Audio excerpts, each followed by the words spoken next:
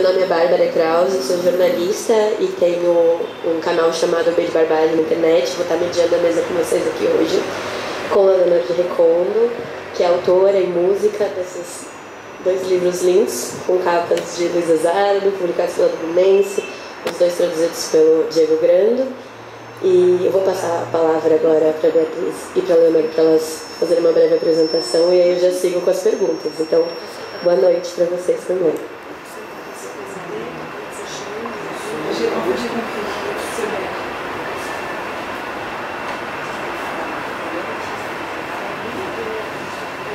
Ah oui, bien sûr. Alors, je suis très heureuse d'être ici. Est-ce qu'on peut faire... Maybe when I walk, when I talk, we do that. I think it's more easier. Yes. Je recommence. Je suis très heureuse d'être ici. J'arrive depuis Paris hier. Ela é super contente de estar aqui. Ela veio de Paris, chegou ontem. Et pour parler de ces deux livres qui sont sortis dans la maison d'édition du Blimense. E para falar desses dois livros que foram publicados pela editora do Beleza, voilà. Et ces livres sont sortis en France en 2015 et 2017. Eles foram publicados na França em 2015 e 2017. Et de pouvoir en reparler maintenant et de venir à nouveau parler de ces sujets qui sont toujours tellement importants et quotidiens, c'est vraiment quelque chose qui compte beaucoup pour moi. É super importante para ela poder falar sobre esses assuntos novamente. Acho que um é mais antigo e donc Et voilà, donc je suis écrivaine, mais je suis aussi violoniste et je vis à Paris. Ela é escritora, mas ela também é violinista e ela mora em Paris. Obrigada. Eu queria começar por aí. Eu sei que a sua carreira artística começou na música, então eu queria muito saber como que esse fazer na música influencia a sua escrita. Ça va, je crois. Je ne peux pas le parler, mais je crois que je comprends. Alors, c'est juste pour mettre dans la... Moi, j'ai commencé par la musique. J'ai commencé à jouer du violon quand j'avais 5 ans. Et j'ai fait d'abord, mon premier métier, c'est la musique. Na verdade, ela começou com a música pelos 5 anos de idade, então a primeira profissão dela foi a música. Mais j'ai toujours aussi beaucoup lu. La littérature, elle était là comme une forme de voyage, comme une forme d'évasion et comme un lieu de création possible. A literatura sempre esteve lá, presente, como uma forma de voyage, d'évasion, de création. Viagem, de criação, de sortie, de saída mesmo, de escape. Mais c'est seulement en 2010 que je vais publier mon premier livre. Mas só em 2010 ela conseguiu publicar um primeiro livro. Donc depuis, pour répondre à votre question, depuis je continue à faire des concerts. Ma vie s'alterne entre les concerts et la littérature. Ela continua fazendo shows e a vida vai se alternando entre escrever, donc literatura e música. Mais ce qui est un peu différent dans les deux, c'est que dans la musique, je suis interprète. Uma diferença importante entre os dois é que na música ela é intérprete. Et dans la littérature, je suis créatrice. E na literatura ela é criadora, ela cria. Après, dans la littérature, l'influence de la musique, je pense que c'est une attention dans la langue, au rythme, à l'harmonie, au silence. E o que influencia a literatura ritmo, silêncio, l'harmonie. E harmonia. Et puis la littérature me permet d'explorer des sujets qui m'intéressent. E a literatura também permite explorar assuntos que interessam a ela.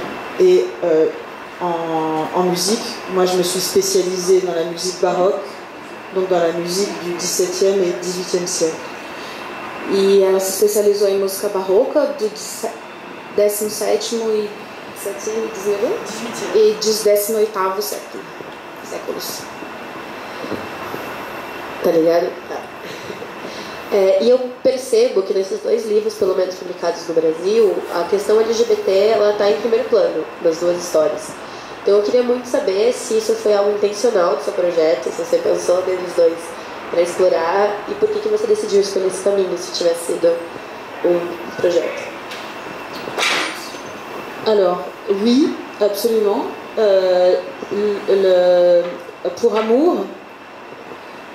Pour Amour, le cœur du sujet, c'était l'émancipation, un sujet d'émancipation féminine.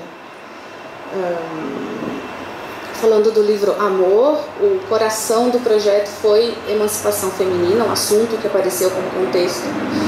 Le livre se passe en 1908 dans une petite ville en France. O livro acontece em 1908, numa cidade francesa, uma pequena cidade francesa. Dans un moment où l'histoire des femmes en France est, comment dire, que ce soit dans la classe bourgeoise ou dans la classe des domestiques, le corps des femmes, comme l'instruction des femmes, est quasi nulle. Ela está falando de um momento em que a instrução de mulheres nessa época era quase inexistente, quase nula. Et j'ai voulu mettre en parallèle comme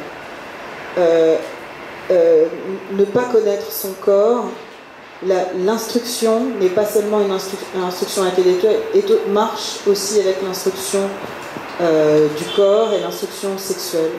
C'est-à-dire si on ne connaît pas son corps, on ne connaît pas le monde. Ela está falando de uma instrução que não é só de conhecimento, mas em si do seu corpo também. Não conhecer, não ter conhecimento nem sobre o seu próprio corpo. Donc une société qui laisse les femmes dans une méconnaissance de leur corps, elle les laisse dans une méconnaissance du monde. E uma sociedade que deixa mulheres é estranha essa palavra, mas no não conhecimento do seu corpo, também vai deixar essa mulher não conhecendo outras... connaissance du monde. Sentido do mundo. Donc je mets en parallèle dans une même maison le corps d'une femme qui est domestique avec le corps d'une femme bourgeoise qui sont l'une et l'autre dans une impasse. Ela deixa numa mesma casa, no mesmo ambiente, o corpo de uma mulher, que é empregada doméstica, e de uma mulher, vou usar o burguesa, mas a gente vai dizer uma mulher rica, enfim, classe média. Et l'une, la domestique, si elle tombe enceinte, elle perd son travail, et la bourgeoise, la maîtresse de maison, si elle n'a pas d'enfant, elle n'existe pas dans la société. De um lado, se a doméstica grávida, quando ela engravida, ela perde o seu trabalho, para a dona dessa casa, não engravidar significa perder alguma coisa nessa sociedade. Et donc, c'est cette rencontre de ces deux corps de femmes qui vont tomber amoureuses, qui, et dans la connaissance qu'elles vont avoir de leur corps à ce moment-là, vont leur permettre une forme d'émancipation. E esse encontro dessas duas mulheres e desses dois corações, enfim, dessas duas mulheres que vai permitir a emancipação delas nesse contexto. Pour Point Cardinal, c'est une histoire contemporaine qui se passe sûrement dans les années 2000 quand je l'écris. Ponto Cardial é uma história mais contemporânea que acontece nos anos 2000. Et c'est l'histoire donc d'une femme, Lorraine, qui va sortir du corps de Laurent. E a história de uma mulher, Lorraine, que vai sair do corpo do Laurent. Je voulais que cette question de transgenre ait lieu dans une famille traditionnelle. E ela gostaria que essa questão do transgênero que ela acontecesse numa família tradicional. Avec des enfants, parce que je voulais aussi pouvoir parler de la parentalité et du fait d'être père de femme. E ela gostaria também que tivessem crianças envolvidas nessa família para poder tratar dessas questões, uma família tradicional, enfim, com crianças. Et du fait d'être père et femme. Do fato de ser pai e mulher. Obrigada. Outra questão que você já abordou nessa resposta é terem 2 protagonismos femininos nos livros. Você faz isso propositalmente? Você acha que é algo natural? Ou existe um projeto político também por trás desse protagonismo? La littérature est politique. Les sujets sont politiques. Le féminisme est évidemment politique. Moi, je crois que de toute manière, le geste artistique est queer. Ça, pour moi, c'est évident. Donc, oui. Literatura é arte, é artística, é política e feminismo é política, então sim, é intencional. Que le geste poétique est queer. E que o gesto político e que o gesto político se faz presente e se mostra. Donc, quand j'écris, je ne me dis pas, je vais écrire un livre féministe. Je suis féministe. Quando ela escreve, ela não pensa, vou escrever um livro feminista. Ela é feminista, então acho que o processo é natural. Obrigada. Você falou numa entrevista para a TEG sobre o processo de criação do ponto cardeal e como a transição da Caitlyn Jenner foi uma inspiração para você. Queria que você contasse um pouquinho mais sobre a gênese e sobre essa sua experiência, reconhecendo essa experiência de outra mulher, nesse caso transgênero. Alors, quand j'ai décidé d'écrire ce livre, donc comme je disais, je voulais explorer la question transgenre dans un milieu social français qui ne soit pas en marge, mais qui soit au cœur de la société, parce que je pense que la question de l'identité, elle se pose dans toute la société. Quando ela resolveu escrever esse livro, ela gostaria muito que a questão do transgênero fosse abordada na sociedade francesa de uma maneira mais natural. Et donc, j'ai imaginé cette histoire de ce père qui est femme et qui va finalement être la femme qu'elle est. E ela imaginou a história desse pai que é mulher e que vai então se tornar mulher. Parce que je voulais écrire l'impact familial que ça a sur son épouse et sur ses enfants. Ela gostaria de falar sobre o impacto familiar que isso teria, enfim, sobre a esposa e as crianças. Donc à la fois pendant l'écriture et après l'écriture, j'ai rencontré des femmes trans qui m'ont raconté leur histoire et qui ont été aussi dans cette figure. Durante e depois da escrita desse livro, ela encontrou mulheres trans com quem ela conversou sobre esse processo. Mais ce qui m'intéressait, c'était de faire de la fiction. Ça n'est pas un récit, ça n'est pas documentaire, c'est un roman. E o que interessava para ela não era fazer um documentário, e sim um romance. Era ficção e não realidade. Parce que je pense aussi que dans l'imaginaire collectif, ela pensa que também no imaginário coletivo c'est important qu'il y ait des personnages de fiction. É importante que a gente tenha personagens de ficção transgenres, trans, et qui ne soient pas seulement des récits ou des documentaires. E que não seja sempre ou somente documentários e histórias reais. Parce que la projection de soi-même dans un roman, porque a projeção de si mesmo em um romance, c'est aussi une construction de sa propre identité. É também uma construção da sua própria identidade. Je pense qu'on a toutes des personnages de romans qui nous ont aidés à nous construire. Acho que todos temos personagens de romance que nos ajudaram a nos construir. Et en France, dans la fiction, il y a très peu de personnages transgenres. E na França, quando a gente fala em ficção, tem poucos personagens trans. Essa pergunta não estava nas que eu te mandei, então vou pedir licença aqui. Mas eu fiquei muito curiosa para saber como foi também, você falou da recepção das pessoas trans, mas como foi, se você teve feedback de pessoas cisgêneras e que leram o livro, como foi essa recepção na França?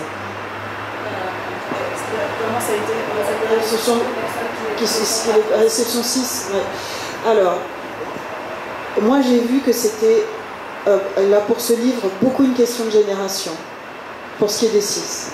Ela percebeu que tem muito uma questão de geração e não somente de... C'est-à-dire la génération des moins de 30 ans. A geração de pessoas com menos de 30 anos. En France, cis ou trans. Na França, cis ou trans. Et la question de l'identité est centrale en ce moment en France, comme recherche et comme, je sais pas, comme valeur en tout cas. A questão de identidade na França como pesquisa e valor. Et comme défense, en fait, d'une génération. E como protesto e defesa de uma geração. Moi, ma génération, c'était plus la défense de l'homosexualité. No caso dela, a geração dela foi muito pela briga por uma questão de de l'homosexualité. De homossexualidade. Et j'ai l'impression que la génération suivante, l'homosexualité est beaucoup plus acceptée. J'ai l'impression que c'est la question trans E a geração seguinte teve a homossexualidade muito mais aceita e nesse momento é a questão trans que permeia. Donc, ce livre a eu un prix en France des étudiants France Culture Télérama. Je suis allée beaucoup dans les universités. Esse livro recebeu prêmio, ele teve prêmio de estudantes franceses, então ela foi muito em universidades. Et donc j'ai senti ce questionnement profond de cette génération. E ela sentiu esse questionamento profundo dessa geração. Mais mes lecteurs de plus de 50 ans, mas os leitores que têm mais de 50 anos, je les ai tous perdus avec ce livre. Ela perdeu todos com esse livro. Ça ne les intéressait pas du tout. Não interessou de jeito nenhum. Rien. Isso é muito curioso, né? Porque a gente vê muito a França como esse lugar que está à frente desses debates. Então é legal também.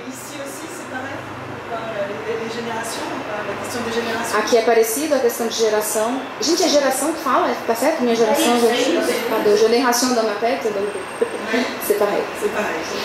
Sim, eu acredito que tem essa diferença, mas a gente tem muita gente com mais de 50 anos que nem o debate da homossexualidade faz, né? Ici, même pour la question de l'homosexualité, pour les plus de 50 ans, c'est difficile. D'accord.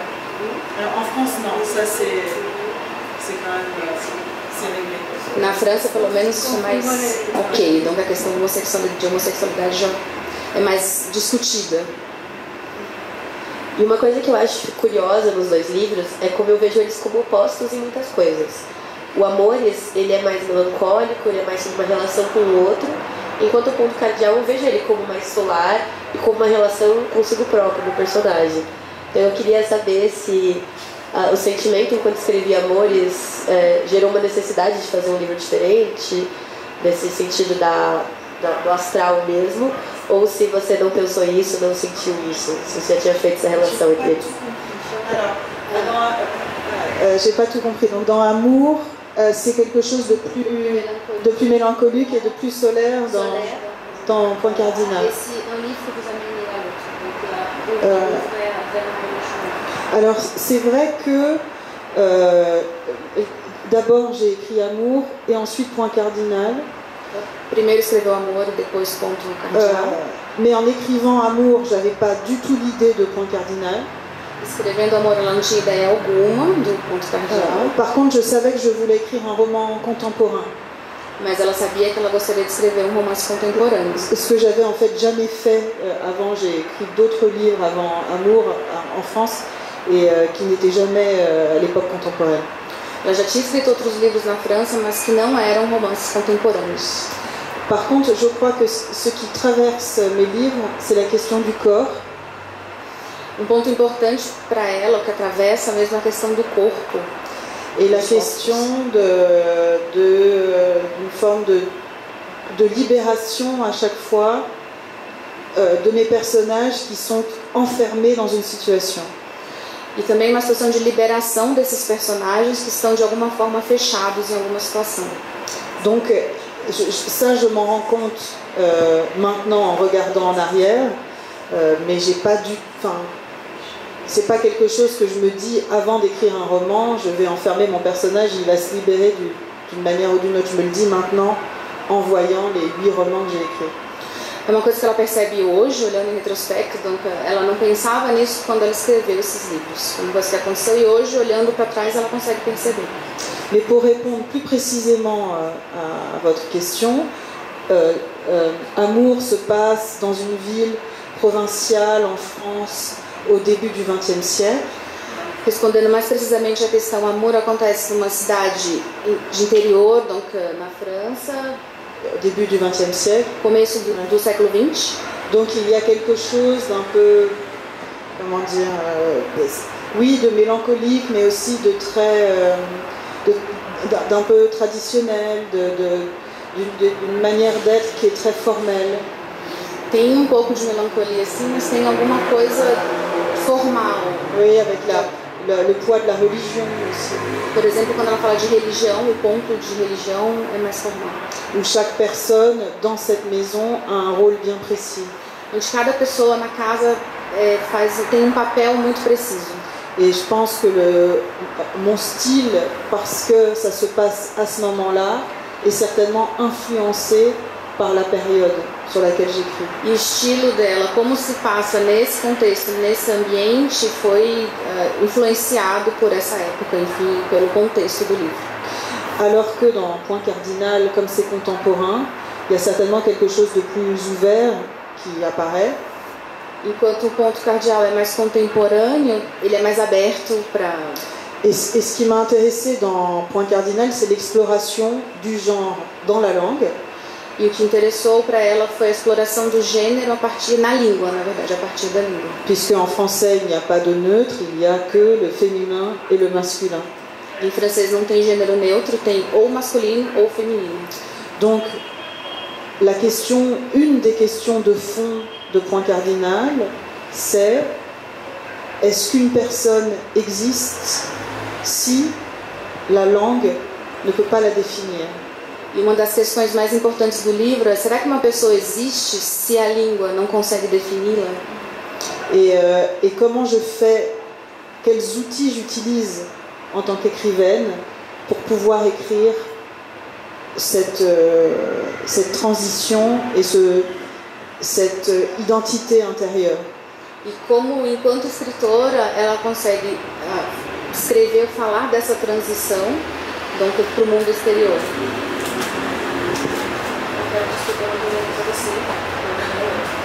Eu vou fazer mais uma pergunta, mas queria também deixar aberto, caso vocês tenham alguma pergunta aí, a Sene, que aí eu passo a palavra para vocês.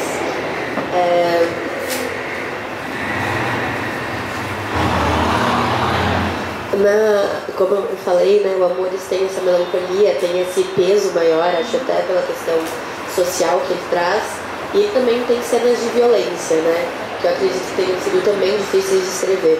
Eu queria que você falasse um pouquinho mais, já começou a falar sobre a literatura política, mas sobre a importância de expor essas violências que as mulheres sofrem na littérature.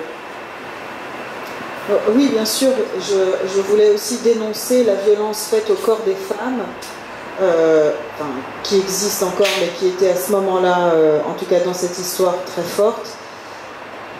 Ela gostaria de falar sobre, de denunciar essa violência que existe com os corpos das mulheres, com corpos femininos. Qu'elle soit psychologique ou physique. Seja psicológica ou fisicamente. Du contrôle du corps. Du contrôle do corpo. Mais pour dire aussi qu'à cette époque-là, les hommes étaient éduqués aussi de cette manière-là. Mas também, nessa época, naquela época, os homens também eram educados desse jeito. En tout cas, Anselme, qui est le maître de maison, considère que c'est normal d'abuser ou de violer la bonne. Ça fait partie ça fait partie. En France, on dit la bonne à tout faire. Então, nesse caso, o protagonista, ele se sentia no direito de ter aquele corpo, o corpo daquela empregada, e em francês a empregada também chama de bonne, e ela tem o direito, assim, ela, como se ela quisesse tudo. Ela tem lá o corpo dela e tudo pode ser feito com ele. Et ça, c'est aussi une construction sociale qui se fait sur les hommes. C'est pas cet homme-là, enfin, il y a quelque chose d'une permission sociale qui existe en 1908 et qui existe quand même moins aujourd'hui, évidemment. Vai falar de 1908 e essa permissão social ao homem, para ter acesso a essas mulheres, enfim, acho que uma outra palavra que acho que serve melhor ali é a mulher, a empregada, ela está lá para servir de todas as formas. Então hoje menos, mas em 1908 era permitido ao homem entre algumas ações, culturalmente.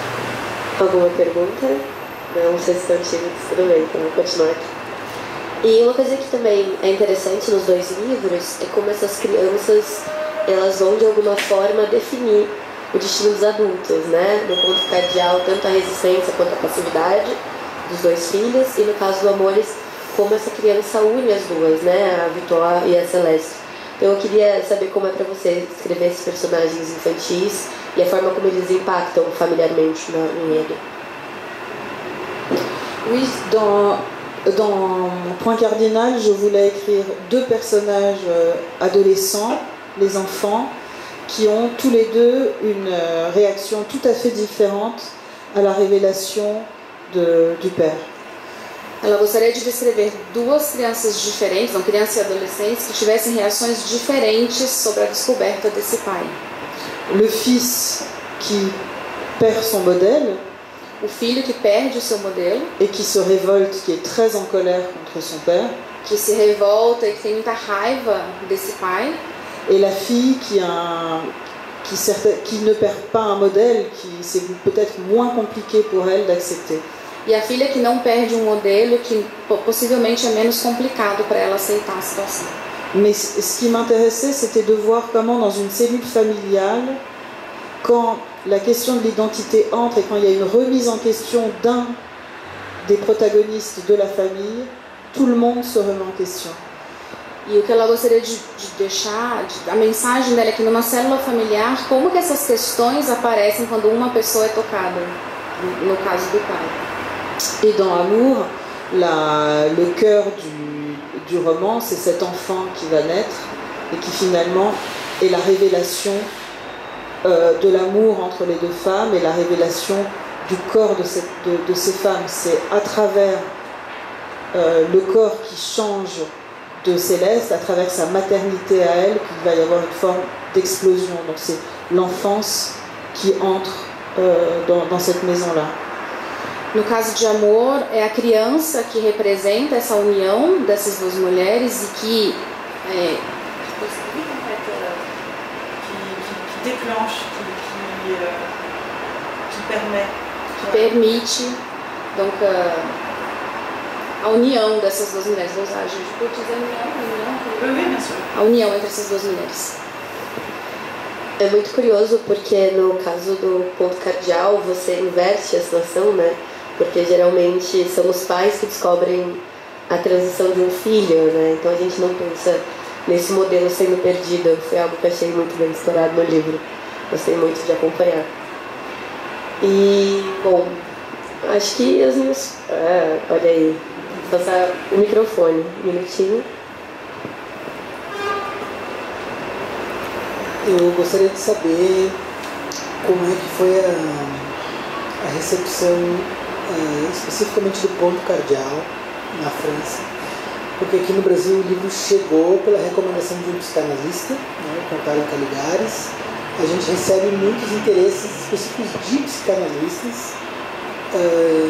Eu acho isso bastante curioso, porque às vezes os leitores acabam de certa maneira ficando um pouco restritos a umas questões mais laterais, tipo lugar de fala, mas os psicanalistas eles adoram o livro. Eu queria saber como foi na França, já que a psicanálise A princípio ela existe em São Paulo, Paris e Nova York, então eu queria saber como é que foi a reação dos psicanalistas em Paris. Oui, j'ai compris la question. Ah, pardon. Non, mais c'est parce que je parle italien et espagnol, donc il manque le portugais. Désolée. Donc je comprends, mais je suis incapable de parler. Je ne sais pas du tout quelle a été la réception des psychanalystes parisiens, ni français. Ideia, não faz a menor ideia de como foi isso na França. Aucune. Aucune. Nenhuma. Aucune. Donc je sais que la réception a été plutôt bonne de ce livre, avec, comme je disais, une grande différence entre les générations. Recebeu uma ótima recepção do livro, donc geracional inclusive, mas des associations trans qui étaient très enthousiastes, et des associations trans qui m'ont reproché d'être cis. Donc c'est là que moi j'ai dit que c'était et que je défends le fait que ce soit un roman, et que je pense qu'on peut écrire sur tout, et après c'est au choix du lecteur de lire ou de ne pas lire. Ela defende que enquanto escritor é um romance, a gente tem o direito de ler ou de escrever sobre qualquer coisa, e aí fica a critério ler ou não ler o livro. Se eu ler, deixar para leitura. Temos mais uma pergunta aqui da plateia. Então, a minha pergunta vai um pouco na esteira da pergunta do Faraon. Se quando você pensou na reação dos filhos, você pensou em fazer uma crítica ao jeito que a sociedade reage a essa situação, ou de trazer uma reflexão, ou de aprofundar, que esse tipo de reação pudesse aprofundar o tema, ou você tentou apenas fazer uma reação ficcional àquela situação? Juste la fiction, vous avez voulu donc approfondir dans les sujets, et donc c'était juste. Mais la question c'est quoi? Est-ce qu'il faut... Se ela pensou em fazer uma crítica ou vous avez pensé provocar à uma critiquer, provocação. provoquer d'une certaine manière, ou si c'était au fur et à mesure que les choses se sont déroulées? Ah non, c'est quelque chose, il y avait l'idée d'un positionnement très fort des deux enfants, avec une colère de la part du fils qui trouve que c'est inacceptable, et une pensée et une évolution de la part de la fille, parce que aussi la fille, elle se met dans le sillon de sa mère, parce que là on n'a toujours pas parlé de l'épouse, mais il y a aussi la mère qui n'est pas complètement, qui est un peu en révolte, mais pas complètement en révolte, qui accepte quand même ce qui se passe, et la fille, elle se met dans l'acceptation. Ela pensou nessas duas crianças, com muita raiva e a outra que tenta aceitar, para que não é tão difícil assim, e a mãe no meio disso, que a gente não fala muito dessa mãe, mas existe uma mãe que também sente raiva, mas que está ali no meio do caminho de aceitar e que sente alguma coisa sobre isso. Oui, elle essaye de comprendre ce qui se passe. D'abord, il y a une forme de trahison, mais je pense que la trahison, plus que le fait que Lorraine soit trans, la trahison, c'est de ne pas avoir vu, que ça n'ait pas été dit. Existe uma forma de traição sentida por essa mulher, mas ela tenta entender o que está acontecendo. Então, é uma traição de algo que ela não conseguiu enxergar, talvez. Mas ela tenta entender o processo. Está no meio do caminho. Je crois qu'elle pense aussi aux enfants. Oui, bien sûr. Ela pensa também nos filhos dela.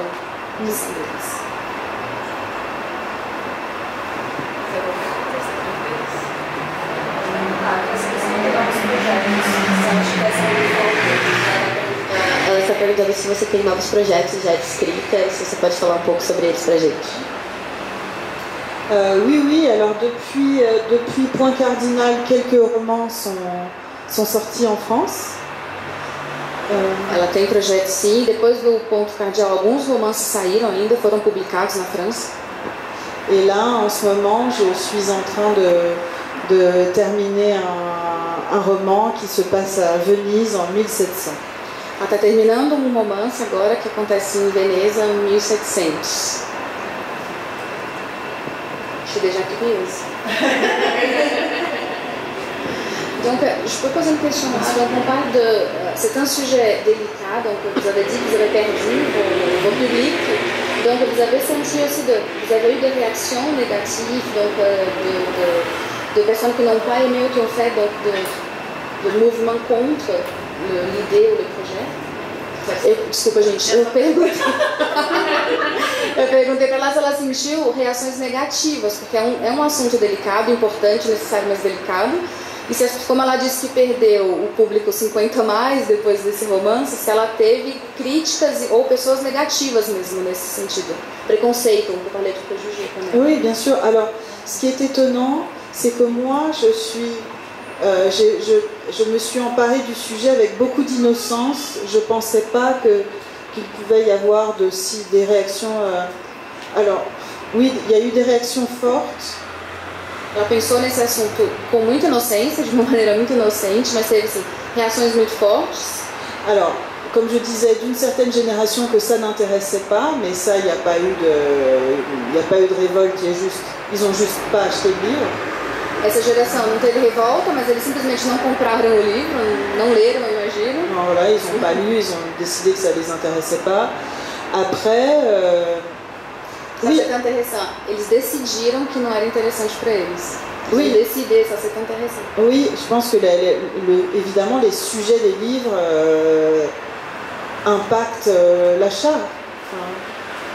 Mais par contre, j'ai gagné un public beaucoup plus jeune qui n'avait pas lu forcément mes textes précédents. Même Amour, c'est pas tout à fait le même public. E contrariamente a isso, ela ganhou um público novo que não leu, por exemplo, o Amor, e que veio a partir de O Ponto Cardeal. La vraie question qu'il y a eu en France de la part de certains trans. Tem uma questão muito importante que veio da parte de alguns trans. Comme je disais tout à l'heure, c'était ma légitimité à écrire ce livre. Como ela disse anteriormente, acho que eu não sei se eu disse isso porque foi muito rápido, legitimidade, a legitimidade dela ao escrever esse livro, é o que a gente chama aqui de lugar de fala. Voilà. Et ça, comme je disais aussi tout à l'heure, moi, en étant romancière, en écrivant de la fiction, je ne prétends pas être la protagoniste de ce livre. E sendo escritora, romancista, essa palavra existe? Romancista? Ela não pretendia ser, donc falar de alguma coisa e ser a protagonista nesse assunto.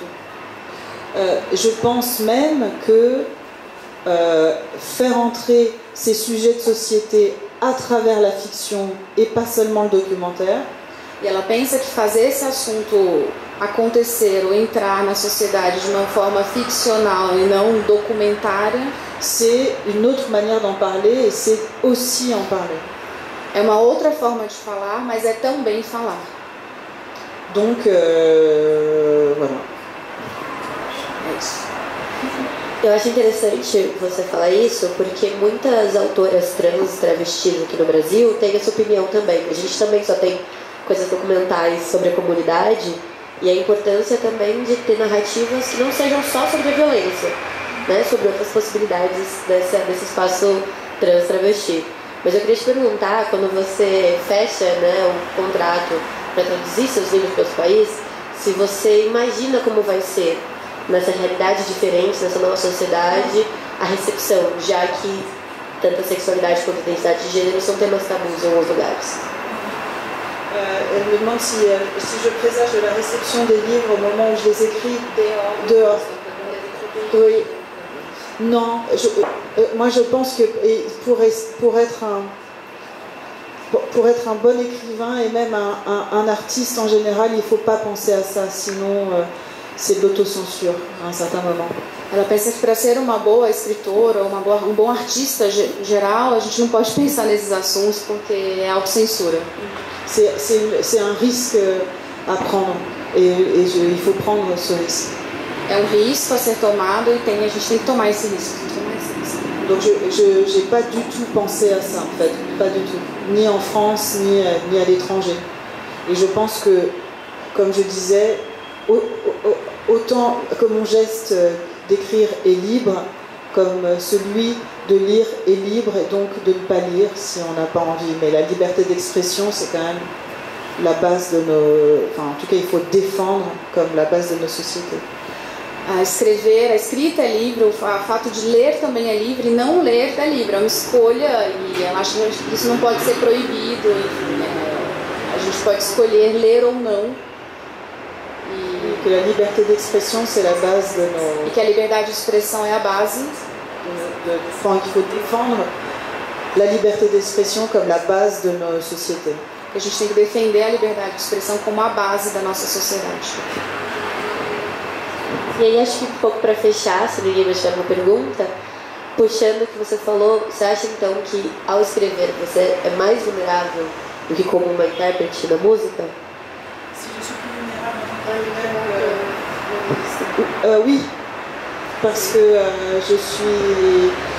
parce que c'est ma parole que je défends en écrivaine. J'incarne ma parole, alors que en tant que musicienne, j'interprète celle de quelqu'un d'autre.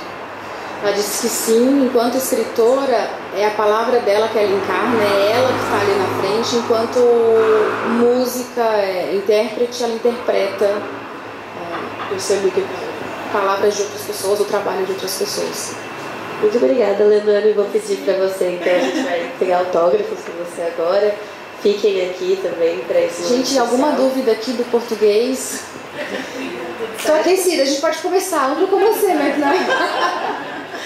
C'était bizarre parce que je comprends tout ce qu'elle parle, d'accord? Oh, non, mais je dois parler, j'ai oublié parce que je faisais attention lá, donc... Mais ça va, tudo bem? Eu adorei que ela falou em francês e...